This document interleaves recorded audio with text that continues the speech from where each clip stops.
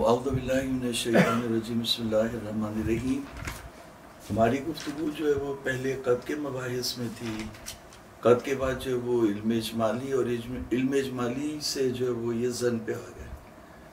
تو پہلے جو ہے وہ امکان کی بحث چل رہی ہے ابھی کہ امکان التعبد بالظن، اور اس کے بارے میں جو اشکالات ہیں آپ ان اشکالات کا جو ہے وہ جواب دے رہے ہیں۔ تو تعبد بالظن سے کیا مشکلات وجود میں آتی ہیں؟ تو انہوں نے پہلا جو اشکال ہوا تھا وہ یہ ہوا تھا کہ دو حکم جمع ہو جائیں گے۔ اگر شریعت نے تعبد بالظن کیا، امارات کو حجت قرار دیا، تو دو حکم جمع ہو جائیں گے، وہ مثلین بھی ہو سکتے ہیں اور ضدین بھی ہو سکتے ہیں۔ اگر ہمارا جو ہے وہ اسی حکم تک پہنچ جائے جو حکم واقعی ہے تو مثلین جمع ہو جائیں گے، اور اگر ہمارا جو ہے وہ اس کے متضاد ضد والے حکم تک پہنچے تو وہاں پہ ضدین جمع ہو جائیں گے۔ تو انہوں نے اس بات کا یہ جواب دیا کہ ضدین دو حکم جمع نہیں ہوں گے، کیونکہ جو ہمارا جس کو لے کر کے آ رہی ہے، یا تو دو جواب دیے تھے اس میں بھی، کہ ایک جواب یہ تھا کہ یا تو سرے سے ہمارا کوئی حکم لے کے ہی نہیں آ رہی، منجزیت اور مؤثریت ہے۔ تو یعنی پہلا حکم جو ہے وہ طریقی ہے، جو اور اگر ہمارا حکم لے کے آ رہی ہے تو وہ کیا ہے؟ طریقی ہے۔ تو یا حکم نہیں لے کے آ رہی، یا حکم لے کے بھی آ رہی ہے تو وہ کیا ہے؟ طریقی۔ اور جو دوسرا حکم ہے وہ کیا ہے؟ حقیقی۔ تو جو حکم طریقی ہے وہ حقیقی کے ٹکر پہ نہیں ہے، واقعی یعنی وہ حقیقی کے لیے ایک راستہ ہے۔ تو ہمارا جو ہے وہ اگر اسی تک پہنچ جائے گی تو وہی حکم منجز ہو جائے گا جو حقیقی ہے، یہ اس کی طرف راستہ ہے۔ تو یہ الگ سے کوئی حکم نہیں لے کر کے آ رہی کہ آپ کہیں کہ دو حکم جمع ہو گئے، مثلین ہو گئے، بلکہ یہ طریقی ہے۔ تو طریقوں نے للواقع ہے، اور جب حکم واقعی تک اس نے پہنچا دیا تو وہی منجز ہو جائے گا، اسی کو منجز کر دے گی اور کوئی مسئلہ پیش نہیں آئے گا۔ اگر اس کے متضاد حکم کو اس نے منجز کیا تو پھر وہاں پہ معذریت ہے، یعنی عذر رکھتا ہے انسان۔ تو یعنی ہم نے یہ کہہ کے جان چھڑائی تھی کہ دو حکم جو ہے، دو میں سے ایک طریقی ہے اور دوسرا حقیقی، اور کیونکہ دونوں ایک جیسے نہیں ہیں، ایک رتبے پہ نہیں ہے، ایک دوسرے کے عرض میں نہیں ہے، بلکہ ایک دوسرے کی طول میں ہے، لہٰذا ان دونوں کے جمع ہونے میں کوئی مسئلہ نہیں ہے۔ دوسری بات جو ہم نے کہی تھی وہ یہ کہی تھی کہ یعنی اگر اسی طرح سے جو ہے وہ یہاں پہ جو ہے وہ استدراک کر رہے، کہہ رہے کہ جو ہم نے بات کہی تھی، جواب دیا تھا کہ دو حکم جمع نہیں ہوں گے، وہ اشکال برطرف ہو گیا تھا، بات ہم نے کر دی تھی، لیکن کہہ رہے ہیں بعض اصول عملیہ میں دو حکم جمع ہو جائیں گے اور وہی اشکال واپس آئے گا۔ اب اس کا بیان کیا ہے وہ آج کا جو ہے وہ درس ہے۔ وہ بسم اللہ الرحمن الرحیم۔ نام یشکل الامر فی بعض الاصول العملیت کا اصالت الاباح الشریعہ فإن الإذن في الإقدام والاقتحام ينافي المنع فعلا كما فيما صادف الحرام وإن كان الإذن فيه لأجل مصلحة فيه لا لأجل عدم مصلحة أو مفسدة ملزمة في المأذون فيه فلا ميز في مثله إلا عن الالتزام بعدم انقضاء الارادت او الکراہت فی بعض المبادئ العالیہ ایضا کما فی المبدأ الاعلی لیکنہ لا یوجب الالتزام بعدم کون التکلیف الواقعی بفعلی بمعنی کونہ علی صفت و نحو لو علم به المکلف لتنجز علیہ کسائر التکالیف الفعلیات التي تتنجز بسبب القطع بها وَقَوْنُهُ فِعْلِيًا إِنَّمَا يُوجِبُ الْبَعْثَ وَالزَّجْرَ فِي النَّفْسِ النَّبَوِيَّةِ أَوِ الْوَلَوِيَّةِ فِيمَا إِذَا لَمْ يَنْقَضِ فِيهَا الْإِذْنُ لِأَجْلِ مَصْلَحَةٍ فِيهِ فَانْقَضَى بِمَا ذَكَرْنَا أَنَّهُ لَا يَلْزَمُ الْالْتِزَامُ بِعَدَمِ كَوْنِ الْحُكْمِ الْوَاقِعِ फी मोरिदिल उसूल वल अमारात फ़ेलियन के युशकल तारतन बेअदम लुज़ूम लित्यान हीना इज़न बेमकामतिल हमारा अला वजूबिही ज़रूरत अदम लुज़ूम इम्तिसाल अहकाम इंशाइया मालम तसिल फ़ेलियतन वलम तबलुग मर्तबतल बास व ज़ज्र वलुज़ूमुल इत्यान बिही मिम्मा ला यहताज इला मज़ीद बयानिन व इकामत बुरहानिन। मतलब जो वो इतना कोई चौड़ा नहीं है, लेकिन उसे वो गाढ़ा करके खुद ही वो हल्का करते हैं। फिर उसको मसला जो है वो जो है वो यही है कि जो हुक्म वाकई है वो तो मौजूद है। अगर आप फ़र्ज़ कर लेते, जैसे इन्होंने मिसाल दी असालतुल इबाहा की, कि असालतुल इबाहा में अगर एक चीज़ हराम है और शरीयत ने इजाज़त दे दी कि आप उसको इस्तेमाल कर लें, कुल्लु शैइन लका हलाल, हलाल कर दिया उसे, तो यहाँ पर जो हुक्म वाकई था वो फेली नहीं था। अच्छा, आखुन की नज़र में फेलियत भी दो तरह की है। एक वो फेलियत है कि अगर इल्म उस पर हासिल हो जाए तो वो फेली हो जाएगा, और यानी मशरूत है इल्म से, इल्म ज़रूरी है, इल्म के बगैर तो नहीं हो सकता। और एक वो फेलियत है जो जिसमें बास और ज़ज्र है, यानी जैसे मैं मिसाल के तौर मैंने कहा पानी लाओ, तो यानी किसी को भेजा, किसी को मैं भेज रहा हूँ या कह रहा हूँ कि वो पानी लेकर के आए और वो मेरे लिए पानी लेके आएगा, या ज़ज्र किसी को रोक रहा हूँ तो वो रुक जाए। तो जब शरीयत ने रोकने का हुक्म पहुँचाया ही नहीं, मेरे इल्म में आया ही नहीं, तो मैं कहाँ से रुकूंगा? तो यानी वो फेलियत दो तरह की हो गई।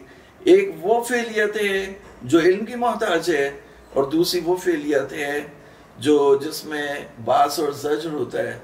तो जिस फेलियत में बास और ज़ज्र होता है वो हुक्म वाकई की पैदा नहीं हुई, तो इसलिए हमारा के मुताबिक से अमल करना पड़ेगा। आखिर में बात वहीं पे आके रुक गई कि जब वो फेली होगा तो उसके ऊपर अमल करेंगे, जब वो फेली नहीं होगा, हमारा फेली होगी, तो हमारा के ऊपर अमल करेंगे। थोड़ा सा ये लिख लें तो ये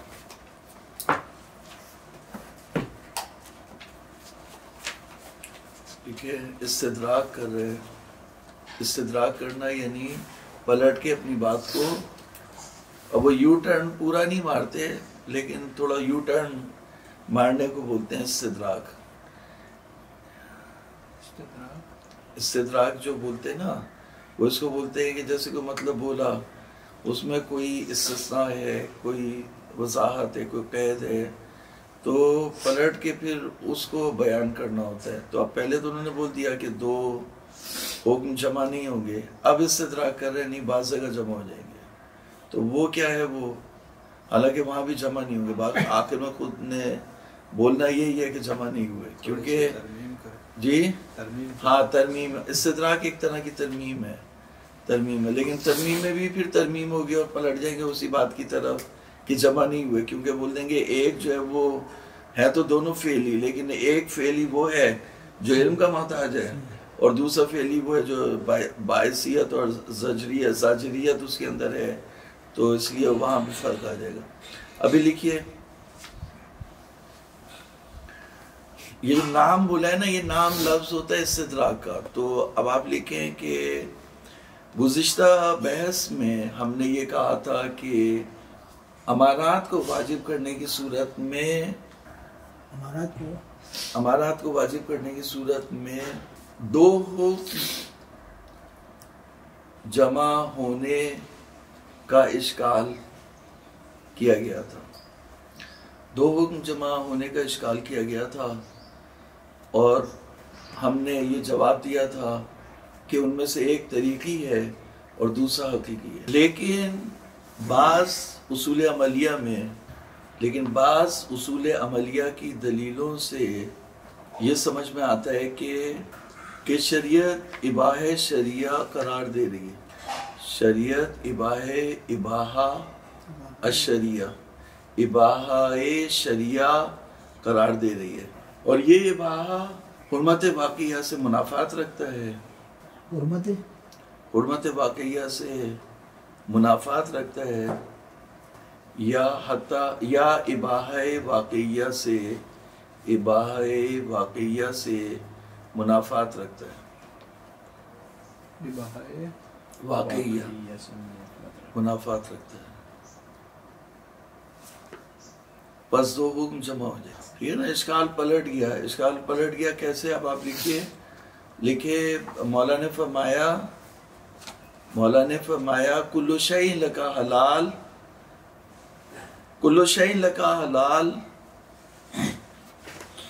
حتی تعلم انہ حرام بعینہ. کل شیء لکا حلال حتی تعلم انہ حرام بعینہ.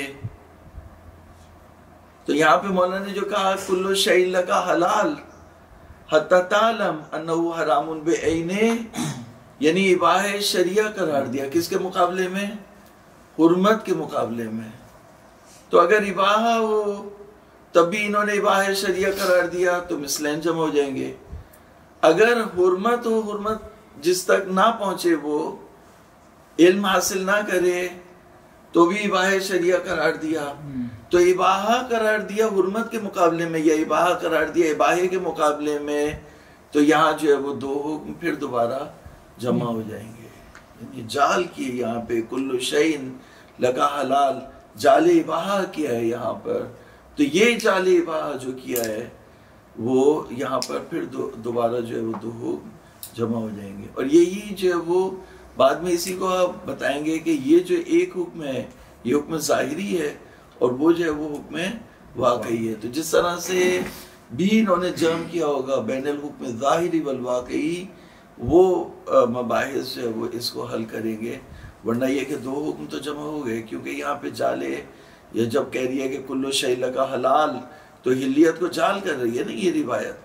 جب یہ روایت مسدہ ابن صدقہ حلیت کو جال کر رہی ہے، یعنی حلال ہے تمہارے لیے ہر چیز، بھلے سے حرام ہو تب بھی حلال ہے اور حلال ہو تب بھی حلال ہے. تو اس کا مطلب کیا ہوا؟ جال حکم کر رہی ہے تو دو حکم جمع ہو گئے. خوب اس کی وضاحت انہوں نے یہ کی ہے کہ لیکن اس کی وضاحت یہ ہے، ابھی تو اشکال ہی چل رہا ہے. اس کی وضاحت یہ ہے کہ اباحہ دو طرح کا ہوتا ہے. اس کی وضاحت یہ ہے کہ اباحہ دو طرح کا ہوتا ہے. لا اقتضائی،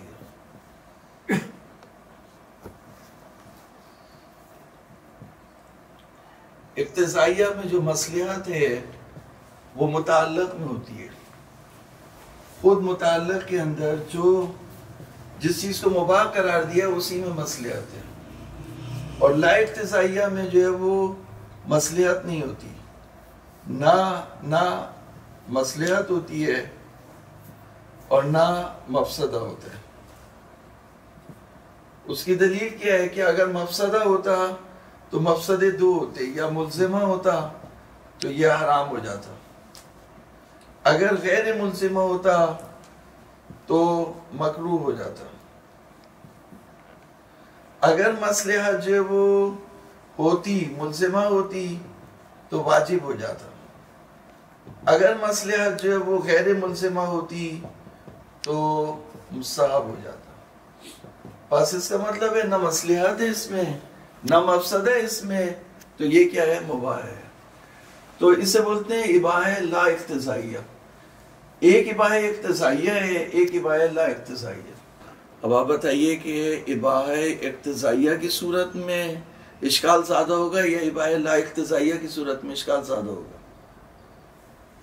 ان میں سے کون سے اباحہ کی صورت میں اشکال زیادہ ہوگا؟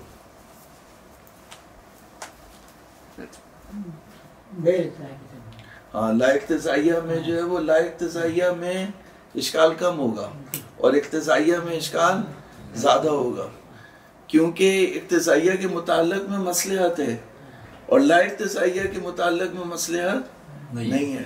مصلحت نہیں ہے، تو جب مصلحت ہی نہیں ہے تو وہاں پہ جو حکم واقعی کی جو مصلحت اور مفسدہ ہے اس سے ٹکراؤ کے امکانات کم ہو جائیں گے. اور جو اباحہ اقتضائیہ ہے اس میں مصلحت ہے تو وہ مصلحت جو ہے وہ ٹکرا جائے گی حکم واقعی کی مصلحت سے یا حکم واقعی کے مفسدے سے ٹکرا جائے گی. لکھے کہ وہ اباحہ لیکن دونوں اباحہ وہ اباحے کی دونوں قسموں کی صورت میں، یعنی اباحے کی دونوں قسموں میں اشکال تو لازم آئے گا۔ خلاصہ یہ کہہ رہے ہیں کہ حاصل یہ ہے، البتہ یہ کہہ رہے ہیں اباحے اقتضائیہ میں جو ہے وہ اشکال کم ہے۔ اباحے اقتضائیہ میں نے الٹا بولا تھا، اباحے اقتضائیہ میں جہاں مصلحت خود متعلق کے اندر ہے وہاں اشکال کم ہے، اور اباحے لا اقتضائیہ میں جو ہے اشکال زیادہ ہے۔ تو بہرحال دونوں صورتوں میں اشکال جو ہے وہ آئے گا، لیکن حاصل یہ کہ اباحہ کو دو قسموں میں تقسیم کرنے سے اشکال کم ضرور ہو سکتا ہے، ختم نہیں ہو سکتا۔ خوب کیا لکھا؟ حاصل یہ ہے کہ اباحہ کو دو قسموں میں تقسیم کرنے سے اشکال ختم نہیں ہوتا ہے۔ اشکال ختم نہیں ہوتا، کم ضرور ہو سکتا ہے، ختم نہیں ہوتا، باقی رہے گا۔ تو پھر اس کا جواب کیا ہے؟ اب جواب کی تلاش میں جو ہے وہ ہم نکلتے ہیں نا کہ جواب کیا یہ دیتے ہیں۔ تو لکھو اس کا جواب وہ فی الجمع بین الحکم الظاہری والواقعی دیں گے، لیکن اس اشکال کا تفصیلی جواب مصنف وہاں دیں گے جہاں پر وہ حکم ظاہری اور حکم واقعی، اس اشکال کا تفصیلی جواب مصنف وہاں دیں گے جہاں انہوں نے الجمع بین الحکم الظاہری والواقعی، الجمع بین الحکم الواقعی والظاہری، بین الحکم الظاہری والواقعی کے مباحث بیان کیے۔ الجمع بین حکم الواقعی والظاہری کے مباحث، اس کے وہاں پہ وہ جو ہے وہ جواب دیں گے کہ اس کو کس طرح سے جو ہے وہ حل کرنا ہے۔ یہاں پہ تو اشکال یہاں تک رہتا ہے۔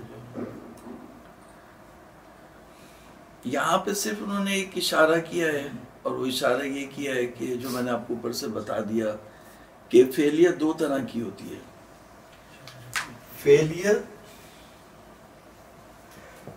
فعلیت جو ہے وہ شانیت کے مقابلے میں، ٹھیک ہے نا؟ جیسے مثال کے طور پر ایک بیج ہے، بیج جو ہے وہ شان رکھتا ہے کہ درخت بن جائے، لیکن جب تک درخت نہیں بنا تو فعلیت نہیں آئی، شانیت ہے، ٹھیک ہے نا؟ اسی کو جو ہے وہ قوت اور فعلیت بھی کہتے ہیں، فلسفے میں قوت اور استعداد اور فعلیت بھی کہتے ہیں۔ فیکلٹی جیسے ہوتی ہے، یونیورسٹی میں فیکلٹی ہوتی ہے، تو یعنی اس فیکلٹی میں انجینئرز کو بنایا جاتا ہے، یا اس فیکلٹی میں فلاں چیز کو بنایا جاتا ہے، ایجاد کیا جاتا ہے جو نہیں ہے، جیسے الیکٹرونک گاڑی بنا کے دکھائی جاتی ہے، تو وہ فیکلٹی ہے، یعنی یہ وہاں پہ شانیت ہے۔ تو انگلش میں فیکلٹی بولتے ہیں اس کو، اور اس میں جو ہے نا فعلیت جو ہے وہ مطلب مجسم ہو گئی نا، ایک چیز ہو گئی۔ تو اب یہاں پر یہ کہہ رہے ہیں کہ حکم جو ہے وہ جب تک اس کی شرائط جمع نہ ہو، شرائط جو فعلیت کی ایک دو نہیں ہے، اچھی خاصی ہے۔ علم ہے، ٹھیک ہے، قدرت ہے، پھر اس کے بعد بلوغ ہے، بالغ اگر نہیں ہے تو اس کے اوپر تکلیف، شرائط صحت تکلیف جو ہے وہ اس میں بلوغ ہے، علم ہے، قدرت ہے اور عقل، یہ چار تو آپ رکھ ہی لیں، ٹھیک ہے۔ تو اب اس میں سے ابھی جو علم کی بات کر رہے ہیں نا ہم، تو اگر ایک تکلیف کو میں نہیں جانتا تو وہ شانیت رکھتی ہے، فعلیت نہیں رکھتی۔ لیکن آخر نے ایک نئی اصطلاح نکالی ہے کہ فعلیت جو ہے وہ دو طرح کی ہوتی ہے، اور ایک فعلیت وہ ہوتی ہے جو مشروط ہوتی ہے علم کے اوپر، وہ فعلیت ہے جو علم سے مشروط ہے، یعنی علم اگر آ گیا تو یہ فعلی ہو جائے گی، یعنی شانیت نہیں ہے، باقی ساری شرائط موجود ہے۔ جیسے ایک حاجی ہے، اس کے پاس باقی ساری شرائط موجود ہیں، جیسے ہی سعودی گورنمنٹ ویزا دے گی تو یہ حج پہ چلا جائے گا۔ تو یہ آخر یہ کہہ رہے ہیں کہ فعلیت ہے تمام شرائط کی نسبت سے، صرف علم کی نسبت سے جو ہے وہ یہ مشروط ہے کہ جب علم آئے گا تب یہ فعلی ہو جائے گی، اور دوسری وہ فعلیت ہے جس میں باعثیت ہے.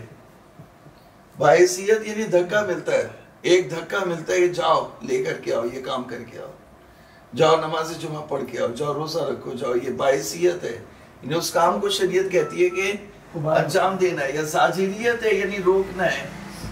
تو وہ فعلیت جس کے اندر باعثیت اور زاجریت ہے، یہ فعلیت جو ہے وہ اس وقت ہمارا کے پاس ہے. اور وہ فعلیت جس میں شانیت ہے، شانیت کے قریب اور علم سے مشروط ہے، وہ واقعی ہے، حکم واقعی والی ہے.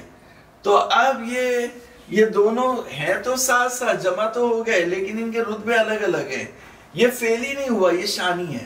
اگر یہ فعلی ہو جاتا تو پھر دو حکم آپ کہتے جمع ہو گئے، ٹکرا رہے. لیکن ابھی فعلی جو ہے وہ باعثیت اور زاجریت صرف اسی کی ہے، اس کے اندر نہیں ہے. یہ پکا ہوا تیار رکھا ہے. لیکن علم جب آئے گا، جب اس میں فعلیت پیدا ہوگی. تو علم جب نہیں آیا، حکم واقعی میں علم نہیں آیا، تو پھر جو ہے وہ مسئلہ نہیں ہے. تو اس لحاظ سے یہی اس کا جواب ہے. وہاں جا کے بھی یہی بات کریں گے. اگر کوئی نئی بات کہیں گے تو وہ بتا دیں گے آپ کو.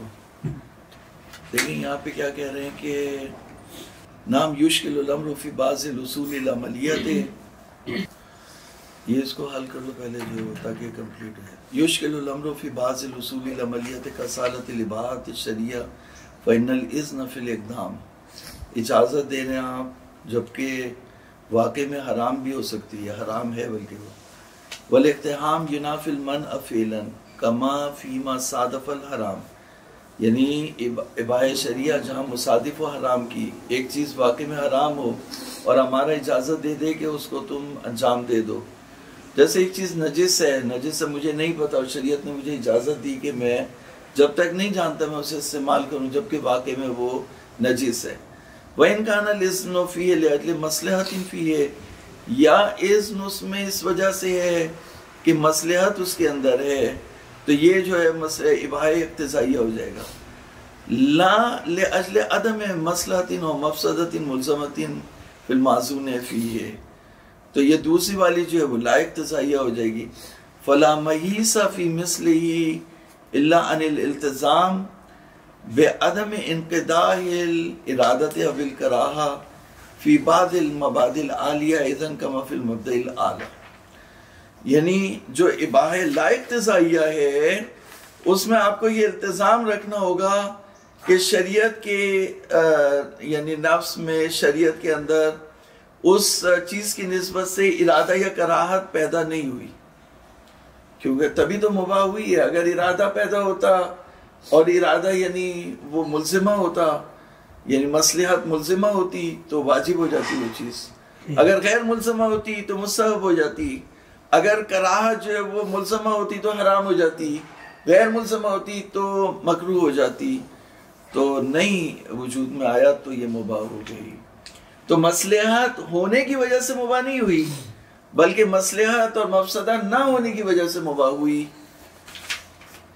کما فی المبدأ الاعلی. مبدأ اعلی میں بھی اس چیز کی نسبت سے کوئی شریعت اللہ تعالیٰ نے اس کام کے لیے کوئی حکم نہیں کیا کہ یہ مستحب ہے.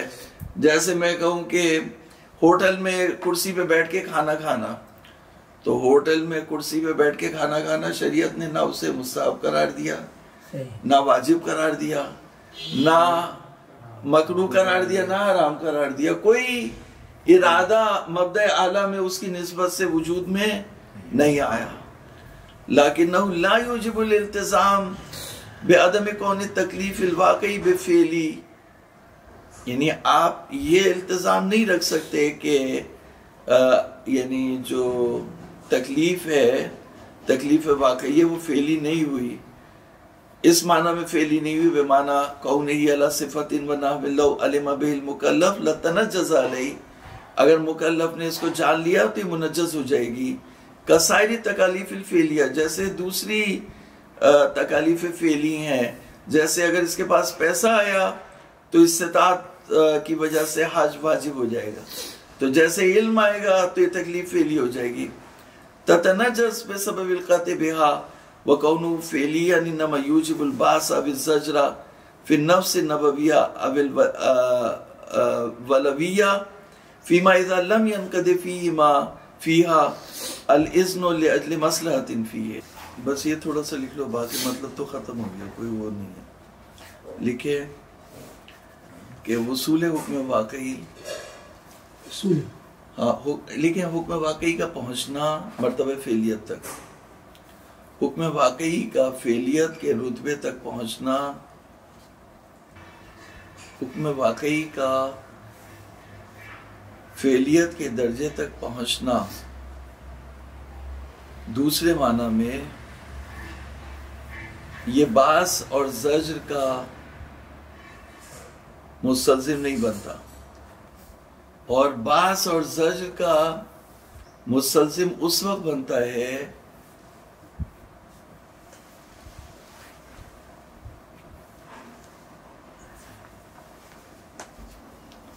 جب انہوں نے اباحت جعل نہ کیا ہو.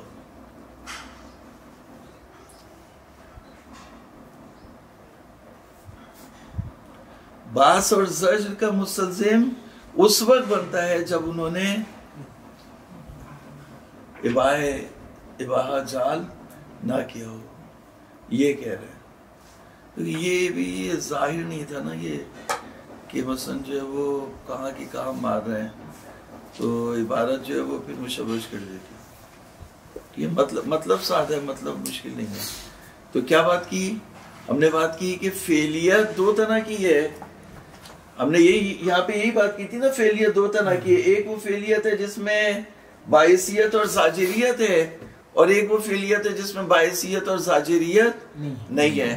تو شیخ یہ کہہ رہے ہیں اس عبارت میں یہاں پر کہ یہ والی جو فعلیت ہے جو مشروط ہے علم سے، اس میں باعثیت اور زاجریت اس وقت ہوگی جب اس میں نہ ہو.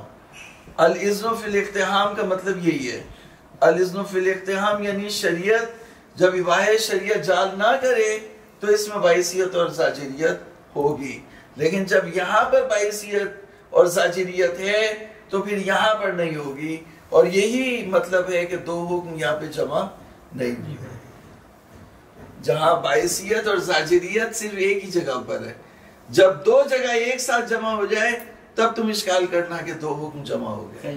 یہ آخری صرف ان کی جو لائن ہے کہ لا یوجب الالتزام بعدم کون التکلیف الواقعی بفعلی لکنہ لا یوجب الالتزام بعدم کون التکلیف الواقعی بفعلی بمعنى كونه على صفة ونحو لو علم به المكلف لتنجز عليه كسائر التكاليف الفعلية التي تتنجز بسبب القطع بها وكونه فعليا.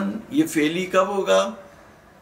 انما يوجب الباس والزج في النفس النبوية او الولوية جب وہ لم ينقض فيها الاذن لاجل مصلحة فيه، جب وہ اباحہ شریعہ سے ہاتھ اٹھا لیں گے. اس کے نیچے آپ لکھ سکتے ہیں اباحہ شریعہ.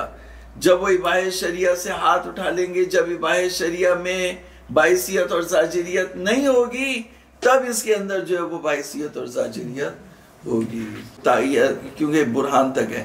فنقدہ بما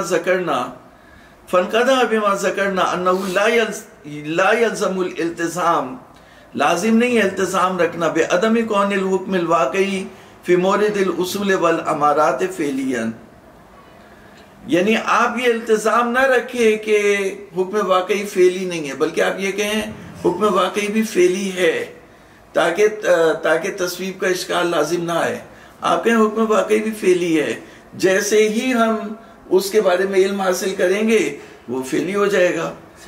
لیکن باعثیت اور زاجریت نہیں ہے کہ یشکل تارتن بعدم لزوم الاتیان حینئذ بما قامت الامارۃ والوجوب ہی، تاکہ ایک طرف سے اگر یہ کوئی اشکال کرے تو نہ کر سکے کہ ہمارا جس چیز کو واجب کر رہی ہے آپ اس کو انجام نہیں دے رہے تو آپ اس کو بھی انجام دے رہے ہیں. تو ہو سکتا ہے کہ یہ مصادف حکم واقعی ہو، یعنی جو ہمارا جس چیز کو واجب کر رہی ہے وہی حکم واقعی ہو.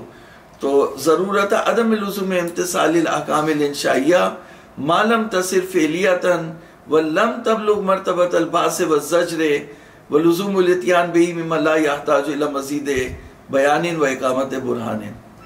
کہہ رہے ہیں کہ یہ کہہ رہے ہیں کہ ضرورت عدم لزوم امتثال احکام انشائی کو انجام دینا واجب نہیں ہے جب تک کہ وہ فعلیت کے مرتبے تک نہ پہنچے، اور جب تک فعلیت مرتبہ باس اور زجر تک نہیں پہنچے تب تک اسے انجام دینا واجب نہیں ہے۔ ایک تکلیف جب تک فعلی نہیں ہوگی، مرتبہ انشاء سے باہر نہیں نکلے گی، باعثیت اور زاجریت تک نہیں پہنچے گی، تب تک وہ واجب نہیں ہوگی۔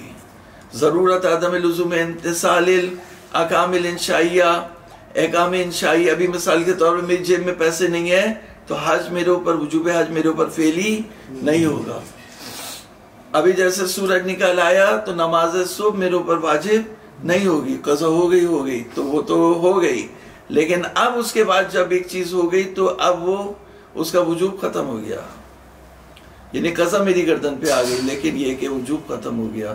تو کہہ رہے ہیں ضرورت عدم لزوم امتثال الاحکام الانشائیہ ما لم تصف فعلیتا ولم تبلغ مرتبۃ الباس والزجر ولزوم الاتیان بہ مما لا یحتاج، یعنی اس کو انجام دینے کا جو لزوم ہے وہ مزید وضاحت یا مزید کسی دلیل کو قائم کرنے کا متقاضی نہیں ہے، یعنی اتنی جو ہم نے وضاحت کر دی ہے وہ کافی ہے۔ وصلی اللہ علی محمد وآلہ الطیبین الطاہرین۔